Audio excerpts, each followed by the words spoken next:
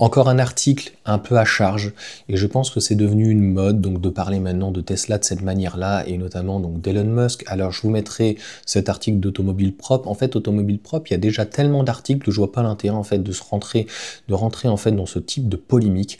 Encore une fois, Elon Musk, qu'est-ce qu'il fait? Comme si en fait Elon Musk était réellement géré à 100%, voilà, par Elon Musk, en tout cas par rapport à Tesla. Donc Tesla, c'est beaucoup d'équipes. Tesla derrière, il y a des gens donc qui travaillent. Donc remettre encore une fois la faute ou tout ceci sur ça. Moi, on va rester pragmatique dans un premier temps. Je l'ai déjà expliqué, tant que mai juin ne sera pas arrivé, on ne peut pas le savoir. Comme vous savez, sur la Model 3 actuellement, elle vient de Chine de toute manière, et donc elle arrive plutôt en fin de trimestre. Donc le mois de mars est toujours meilleur. Pour le modèle Y, en fait, les gens sont pas prêts à mettre 4000 € de moins pour avoir l'ancien modèle. A priori, le nouveau plaît quand même énormément en termes de style, et par rapport aux performances, on le voit, et le confort et le comportement routier a été vraiment amélioré. La seule chose, c'est qu'il faut comprendre que les premières livraisons qui ont été faites, c'est uniquement pour la version de lancement. Donc, et en plus, la version de lancement était uniquement en 4 motrices en Europe. Donc en Chine, ils avaient la propulsion. Donc la propulsion va arriver plutôt en mai, en juin. Donc en fait, on met encore une fois la charrue avant les bœufs. C'est trop facile en fait de critiquer.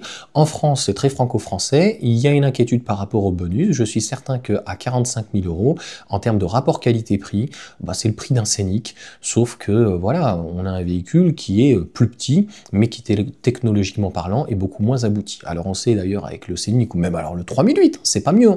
On est aux alentours des 45 voire 50 000 € pour des véhicules qui offrent logiquement moins. Après, si vous avez besoin de plus petits, et éventuellement ça sera très bien. Alors comme d'habitude, on va me dire, Johan, tu tapes toujours sur le même. C'est pareil en fait avec BYD ou d'autres.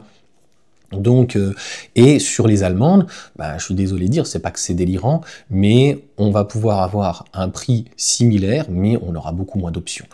Donc, on ne pourra pas persuader des chèvres. Si tu adores les SUV et que tu as un enfant, tu n'as même pas besoin, à mon sens, d'avoir un Scénic. Une Model 3 peut suffire, et en termes de rapport qualité-prix, c'est juste exceptionnel. Je suis désolé, surtout au Luxembourg, actuellement à 30 000 €, tu n'as absolument rien. Donc, ils appellent ça, moi j'aime pas ce mot-là, du bashing. En fait, si vous n'arrivez pas à être rationnel, à 45 000 €, vous avez 3 enfants, qu'est-ce que vous avez de mieux? Un 5008, le Scénic est trop petit, peut-être un Nissan Ariya. Bon, en termes d'efficience, ça sera pas fantastique. Donc on a eu des améliorations, encore une fois, qui sont très importantes donc, sur ce véhicule, et il faut attendre mai, juin. Et donc, encore une fois, c'est pas que c'est du putaclic, mais on en remet une couche. On sait qu'il va y avoir énormément d'améliorations. Alors, je sais plus si on l'appelle une fois E41, E80. On sait qu'en Chine, cet été, au mois de juillet, donc logiquement, le modèle Y arrive avec un modèle plus abordable. Le modèle Y reste le modèle le plus vendu en Chine, malgré qu'il soit horriblement cher pour des Chinois, 37 000 €. Donc posez-vous les bonnes questions par rapport au rapport qualité-prix d'un véhicule chinois. Donc les gens en Chine ne sont pas dupes, puisque les autres véhicules sont entre 20 000 et 27 000 € de là. Donc, ce qu'ils veulent, c'est un véhicule, comme dit certains dans les commentaires, est-ce qu'avec un écran, ils adorent les LED, les machins, les bidules, est-ce que ça va plaire finalement à moins de 30 000 $? On parle 26 28 000 $. Est-ce que ça va arriver en Europe? C'est pas sûr, parce que si finalement la priorité est plus sur un modèle compact, en Chine, c'est pas la priorité un modèle compact. Donc le but de Tesla, c'est de garder le leadership sur le modèle Y, avec un modèle plus abordable en Chine, avec le modèle Y qui arrive donc en Inde, qui va dynamiser aussi donc le marché, et le modèle 3, pour le moment, c'est le seul qui est un peu laissé entre deux, alors qu'il y a un fort potentiel sur le modèle 3. Au-delà de baisser le prix, on voit bien que Tesla est capable de baisser de 4 000 €, mais c'est surtout que je pense qu'il serait capable de le mettre à 30 000. Nous, en Europe, c'est vrai que ça fait un peu grand, 4,72 m, donc on préfère un véhicule en dessous de tout le monde est d'accord pour dire 4,30 m, 4,50 m. Si c'est encore plus petit avec l'efficience de Tesla, avec une petite batterie de 50 kWh, ça suffira largement, mais ils ont énormément de marge. Ramener un modèle 3 à Berlin, berline. Et en gros, lui imputer 10 à 15 kWh de batterie, comme la IC3, je vous en parlerai, hein, qui passe d'une batterie de 44 kWh à 30, et ça fait, je crois, gagner 3-4 000 euros, bah, une batterie imputée, 3-4 000 euros en moins de batterie, et éventuellement de passer sur du tissu, et encore, hein, sur les côtés, ça reste du cuir, etc., et enlever quelques marmouilles, enlever l'écran à l'arrière, et même supprimer carrément les LED, et même gérer jusqu'à supprimer le coffre électrique, etc., et de faire un véhicule Access tout en gardant finalement la philosophie d'une Tesla, un véhicule simple et efficace, pour pratiquement 10 000 euros de moins, ben pourquoi pas? Je pense que c'est une belle idée et on n'imputera pas, en tout cas, on va dire, la philosophie et la polyvalence du véhicule, contrairement à une IC3. Et encore, de toute façon, une IC3, qu'elle soit en 44 kWh ou 30 kWh, on se rendra compte que de toute manière, bon, ben voilà, c'est fait plutôt pour rester en vie. Donc voilà pour toutes ces informations. Pour moi, c'est encore trop tôt.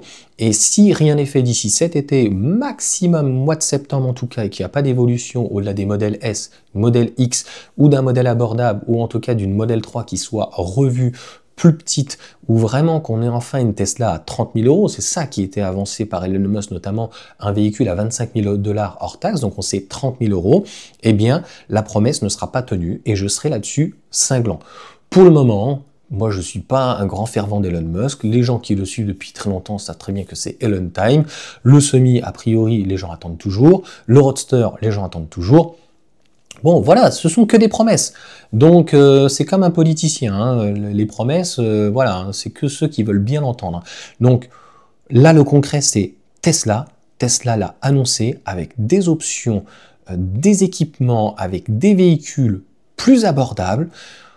Soyons patients, voyons au niveau du bonus en France, et c'est tout à fait normal, encore une fois, que la R5, vu qu'elle a un meilleur rapport qualité-prix qu'une i208 et que meilleure que les autres, et franchement, elle a plutôt, dans l'ensemble, c'est un châssis amorti, c'est un châssis révolu, c'est des batteries connues, c'est un rotor bobiné qui est connu, l'infodivertissement à l'intérieur, voilà, c'est du Renault, donc voilà, on sait sur quoi on part. Et on a toujours acheté, en France, très franco-français de dire ça, de toute façon, on a toujours acheté donc des véhicules petits. Donc le modèle Y, à un moment donné, c'est normal qu'il s'essouffle. Il commence à y en avoir donc en occasion. Donc si on veut redynamiser en France et aussi en Europe, eh bien, il faudra que ça passe par un modèle donc, qui soit plus abordable ou plus compact. Et même dans les pays du nord de l'Europe, il y a une conjonction, une contraction en tout cas. Mais est-ce que c'est uniquement de la faute d'Elon Musk? Non, je pense qu'il s'attendait à ce que ça continue à augmenter. Le véhicule se vend à plus d'1 million dans le monde. On est arrivé au taquet. Hein, c'est ça, les amis. Donc, et sur la modèle 3, on est aux alentours de quoi? 400 000, 500 000, 600 000, on est au taquet. Et le modèle Y a un petit peu plumé le modèle 3. Je pense qu'ils veulent rester sur un modèle Y qui soit numéro 1 pour l'image, mais ça va avoir une incidence d'avoir des véhicules plus abordables ou compacts. Donc si c'est un véhicule plus abordable sur un modèle Y, ça fera plus de volume pour le modèle Y. Et je pense vraiment qu'Elon Musk et Tesla veulent que le modèle Y soit la vitrine, et donc reste numéro 1. Mais comme je l'ai déjà dit dans plusieurs vidéos, on ne peut pas s'asseoir que sur un seul modèle, parce que s'il est fragilisé, malheureusement, ça devient compliqué. Donc, à 45 000 euros, éventuellement demain, avec peut-être un petit parrainage, et puis une petite remise de 2 000 euros, à moins qu'il y ait un modèle abordable qui arrive. Franchement, en France, un modèle abordable, comme ils font en Chine, ça ferait un carton, même si c'est trop grand. On a beau dire ce qu'on veut, mais bon, 4,79 m, ça commence à faire grand. Donc ça laisse la part belle, franchement. 45 000 euros un modèle Y, donc qui évite de baisser de 4 000 euros et de rogner sur sa marge. Un modèle 3 qui ne vient pas forcément être abordable et qui ne rogne pas sur sa marge, et un véhicule donc 45, 40 000 et donc en prix de départ, parce qu'après il y a les grandes autonomies, performances, etc. À 30 000 euros un prix de départ, donc avec un véhicule plus petit, oui, il faut que ça respecte dans ces cas-là les chaînes, et notamment à Berlin, de toute façon, je crois que normalement ils n'ont qu'une chaîne, il n'y a que pour le modèle Y actuellement, donc il faudra une seconde chaîne pour un modèle 3 ou un modèle donc plus petit ou plus compact, et à 30 000 euros avec une batterie de moins de 50 kWh, voire 45, et avec des plus petits moteurs, ou même le moteur de la modèle 3, et d'amortir tout ça avec du tissu, etc., Je pense qu'on n'en est pas loin. Plus on sera en dessous de 30 000, mieux ce sera. Plus on sera au-dessus de 30 000, 30, 31, 32, 33, ça sera un peu moins bien. Maintenant, ça dépend de Tesla ce qu'ils veulent faire. Cette année, c'est eux qu'on dit, on veut, c'est Tesla, c'est pas Elon Musk avec ses 10 millions de voitures. Franchement, il y avait vraiment que les fanboys pour croire ce genre de truc, c'était pas cohérent. Ils vendent 10 millions de bagnoles, mais aujourd'hui, c'est 1,8 million. Ils veulent faire 20 à 30%, donc entre 2,2 millions et 2,4 millions. Toutes les usines réunies, tu prends les 4, aujourd'hui sont capables, Berlin est capable de faire 500 000 unités, Shanghai 1 million, je crois que Austin peut faire 500 000, donc là déjà tu as 500 000 et 500 000, 1 million, 2 millions, et la dernière fait minimum à Fremont 750 000. Donc 2,7 millions, ils les font tranquilles. Demain, d'ici 1 an ou 2, de toute façon, Tesla sera capable de faire 4 millions.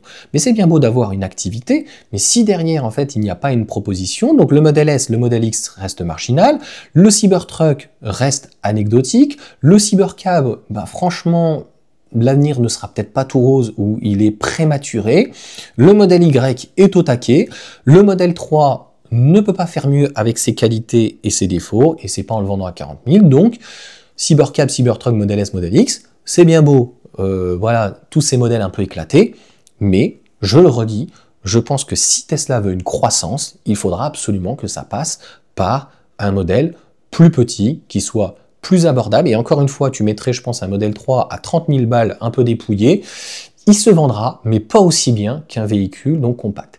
Il faut bien imaginer que le modèle Y en Europe, c'est 250 000, aux alentours des 200 000 aujourd'hui, enfin ça ferait moins s'il y avait une compact. Franchement, les 500 000 unités de Berlin ne suffiront pas, il faudra vite qu'ils arrivent à 1 million. La demande serait telle sur un véhicule à 30 000 balles, sur 4 mètres, 4 mètres 30, je pense que allègrement faire entre minimum 300 000 et 700 000 unités, ça paraît énorme, mais c'est tout à fait jouable pour la firme parce qu'il plierait le game. Le problème derrière, au-delà de la R5, et on va le voir, eh bien, il y a des modèles compacts citadins qui arrivent, qui vont être intéressants de la part de Volkswagen, avec l'ID2, au-delà de l'ID1 et de la Twingo, des modèles avec une batterie de 56 kWh, on parle normalement net. Donc, l'argument qui va rester de Tesla, c'est de maîtriser les moteurs, une bonne régénération, des moteurs puissants, un moteur, on l'espère, donc à l'arrière à aimant donc permanent.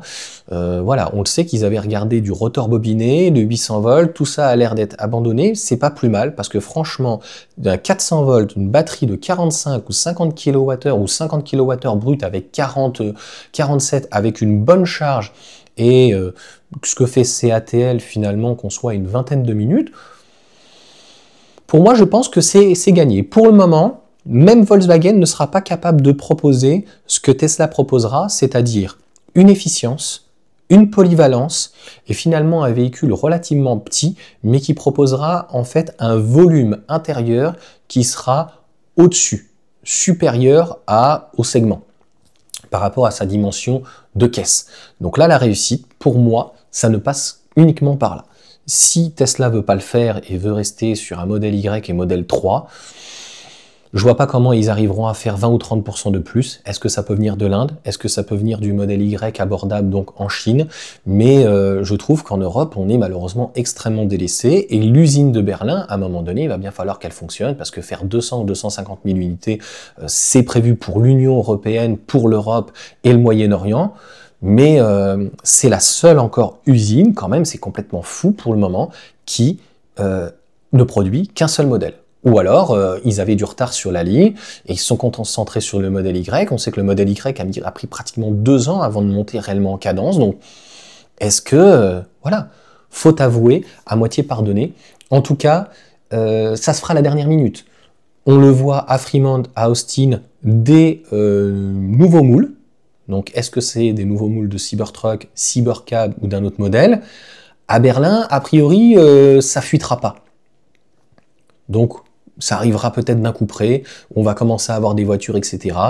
Donc c'est quand même passionnant, et j'ai hâte, voilà, pour moi, c'est soit cet été, ou soit jamais, ou vraiment un maximum l'année prochaine, mais si franchement Tesla n'arrive pas à s'en sortir là, bah faut se dire que franchement, sans compact, avec un Cybercab, un Cybertruck, même un modèle S et un modèle X restylé, bah, la marque ne fera jamais plus de 2 millions, et finalement, parler du Nouveau-Mexique, enfin, ou en tout cas du Mexique, pour une usine, ou éventuellement l'Inde, ou de recréer autre chose, bah, tout ceci en fait est prématuré, et que Tesla aura aura mis la charrue avant les bœufs, notamment Elon Musk, avec le FSD, le robotaxi, des véhicules autonomes, et de se sentir un petit peu abandonné par la marque parce qu'ils n'auront pas écouté les clients, les futurs clients, les consommateurs et les utilisateurs de la marque, parce qu'encore une fois, je suis certain que même un petit véhicule de 4 mètres,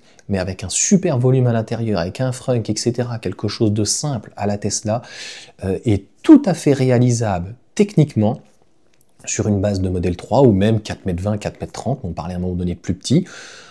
Sauf que voilà, ça tarde, comme le Semi, 4-5 ans de retard, comme le Roadster, il a plusieurs années de retard, et je l'ai déjà dit, je pense que c'est un problème de priorité.